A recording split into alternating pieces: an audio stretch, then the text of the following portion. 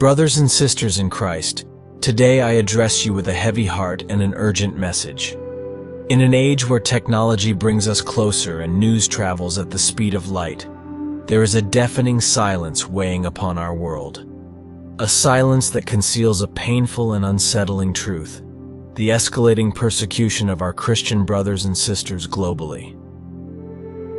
The Open Doors Association, a beacon of hope and truth, has revealed through its World Watch List that over 340 million Christians, 1 in 8, are victims of persecution and discrimination. These figures are not just cold statistics.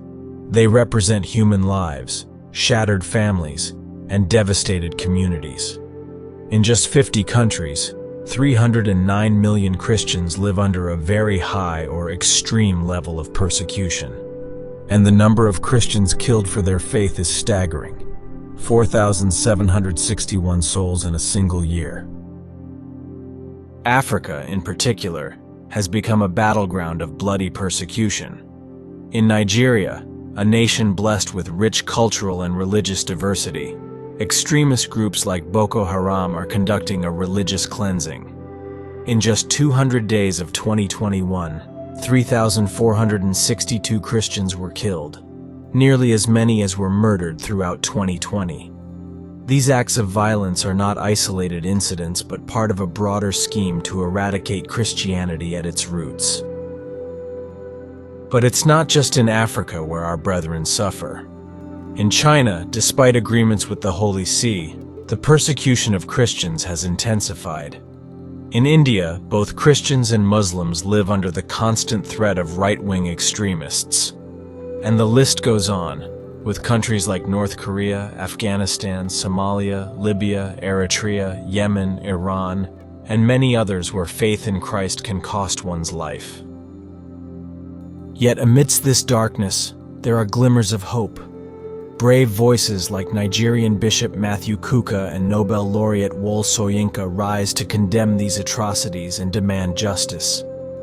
But the question remains: why does the world remain silent?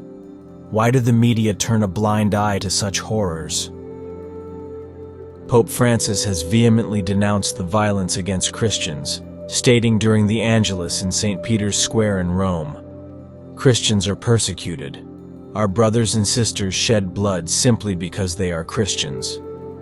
While I assure my prayers for the victims and their families," he added, "I ask the Lord, I implore the Lord, for the gift of peace and harmony for that country, and that this persecution against Christians, which the world tries to hide, comes to an end, and there be peace." Despite the Pope's appeals, the pressing question remains: why is the ongoing genocide against Christians overlooked by the media? The coverage by major Western media outlets regarding the violence endured by Christians has been limited and often overlooked. Yet the Church becomes a topic of discussion primarily when scandals or accusations arise, often based on mere suspicions or ongoing investigations, leading to hasty and biased conclusions. Sexual abuses that have occurred over recent decades are widely discussed, while the martyrdom affecting entire regions of the world, from the Middle East ravaged by Islamic extremism to sub-Saharan Africa and Nicaragua, where persecution has political roots, is scarcely acknowledged. Only a few brave witnesses have shed light on these tragedies. Faced with the thousands killed solely for their Christian faith, there's a glaring lack of outrage. Yet on average, every month 322 Christians are killed worldwide because of their faith. 214 churches and Christian-owned buildings are destroyed or damaged, and 722 acts of violence are perpetrated against them. Christians globally are the most persecuted religious group. This violence and persecution are not confined to African and Middle Eastern countries, but are becoming increasingly concerning in traditionally Christian nations like Mexico, where many priests are killed for condemning drug trafficking and criminal cartels. Brothers and sisters, let us reflect on this. Every time a Christian is persecuted, It is Christ himself who is persecuted. As the Lord reminds us in the Scriptures, "Whatever you did for one of the least of these brothers and sisters of mine, you did for me."